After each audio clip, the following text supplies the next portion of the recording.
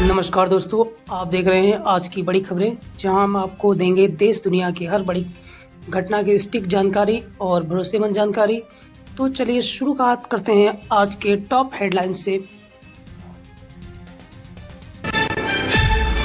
News है, पद्म पुरस्कार 2026 का ऐलान हो चुका है। केंद्र सरकार ने साल 2026 के लिए 131 पद्म पुरस्कारों की घोषणा कर दी है। इस साल के सबसे बड़े सम्मान पद्म विभूषण के लिए 5 महान हस्तियों का चयन किया गया है, जिसमें दिवंगत अभिनेता धर्मेंद्र का नाम भी शामिल है।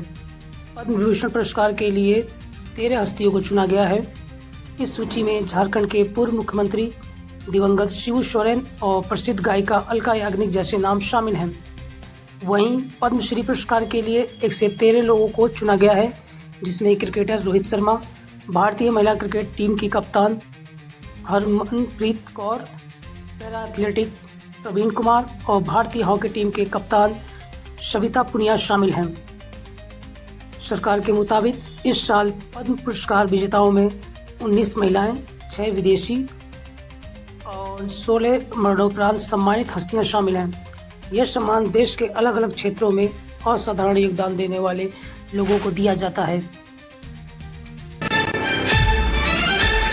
पहली न्यूज़ है हमारा गैलेंट्री अवार्ड और सर्विस मेडल। गणतंत्र दिवस के पहले केंद्र सरकार ने गैलेंट्री अवार्ड और सर्विस मेडल की घोषणा की है। इस बार police, fire brigade, home guard, civil defence और करेक्शन सर्विसेज से जुड़े कुल 982 कर्मियों को उत्कृष्ट सेवा के लिए सम्मानित किया जाएगा। इसमें 125 पदक शामिल हैं।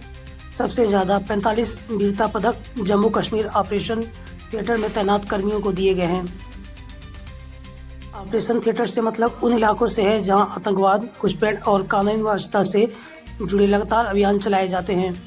यह सम्मान देश की सुरक्षा में योगदान देने वाले जवान और कर्मियों के साहस को समर्पित है। अगली न्यूज़ हिमाचल और कश्मीर में बर्फबारी। जम्मू कश्मीर की भद्रवाह घाटी में इस मौसम की पहली बर्फबारी दर्ज की गई है।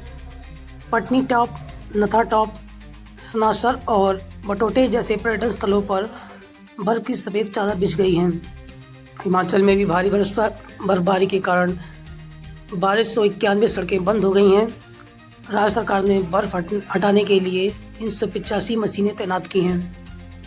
कुसुमकेरी इलाके में तापमान -60 डिग्री सेल्सियस तक पहुंच गया है। वहीं उत्तर प्रदेश के 20 जिलों में बारिश और आंधी का अलर्ट जारी किया गया है। मौसम विभाग के मुताबिक 40 से 50 किलोमीटर प्रति घंटे की रफ्तार से आंधी चल सकती है और तापमान में 5 से 6 डिग्री सेल्सियस का गिरावट संभव है। अगली न्यूज, पीएम मोदी का मन की बात। प्रधानमंत्री नरेंद्र मोदी ने मन की बात के 130वें एपिसोड में देशवासियों को संबोधित किया। उन्होंने राष्ट्रीय मतदाता दिवस की शुभकामनाएं दी और कहा कि मतदाता लोकतंत्र की आत्मा होता है। पीएम मोदी ने युवाओं से अपील की कि नए वोटर का स्वागत करें और लोकतंत्र को मजबूत बनाएं। प्रधानमंत्री ने भारत के स्टार्टअप इकोसिस्टम पर भी बात की। उन्होंने कहा कि आज भारत दुनिया का सबसे बड़ा स्टार्टअप इकोसिस्टम बन चुका है। पीएम मोदी ने उन युवाओं को सलाम किया जो नए स्टार्टअप शुरू कर रहे हैं और देश की अर्थव्यवस्था को मजबूत बना रहे हैं।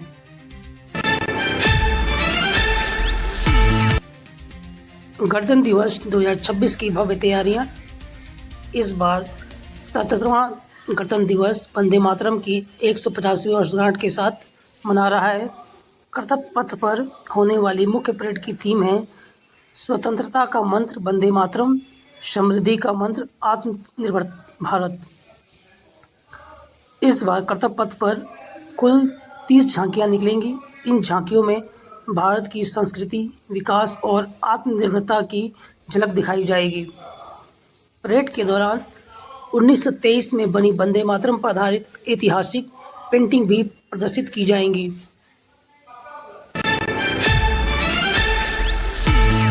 राजनीति की बड़ी खबरें। बिहार में आरजेडी नेता तेजस्वी यादव को पार्टी का कार्यवाहक राष्ट्रीय अध्यक्ष बनाया गया है। उन्होंने कहा कि पार्टी को मजबूत करने के लिए अब नए सिरे से रणनीति बनाई जाएगी। वहीं तमिलनाडु के मुख्यमंत्री के स्टालिन ने हिंदी थोपने के मुद्दे पर केंद्र सरकार पर हमला बोला। उन्होंने कहा कि तमिल भाषा और संस्कृति की रक्षा के लिए उनका संघर्ष जारी रहेगा। कांग्रेस अध्यक्ष मल्लिकार्जुन खड़गे ने भी केंद्र सरकार पर आरोप लगाए हैं। उन्होंने कहा कि राज्यपालों के जरिए गैर भाजपा सरकारों को परेशान किया जा रहा है।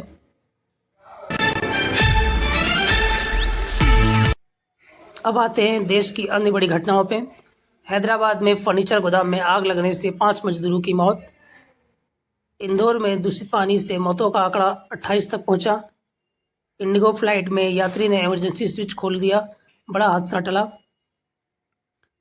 फरीदाबाद में बच्ची की हत्या का मामला सामने आया है। जम्मू कश्मीर में हादसे में शहीद जवान का राजकीय सम्मान से अंतिम संस्कार।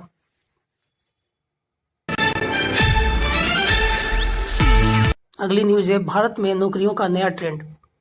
नई रिपोर्ट के मुताबिक भारत में नौकरियों का सबसे तेज ग्रोथ अब टियर 2 और टियर 3 शहरों में देखने को मिल रहा है। इंदौर, जयपुर, अहमदाबाद, कोच्चि और चंडीगढ़ जैसे शहरों में हायरिंग तेजी से बढ़ रही हैं।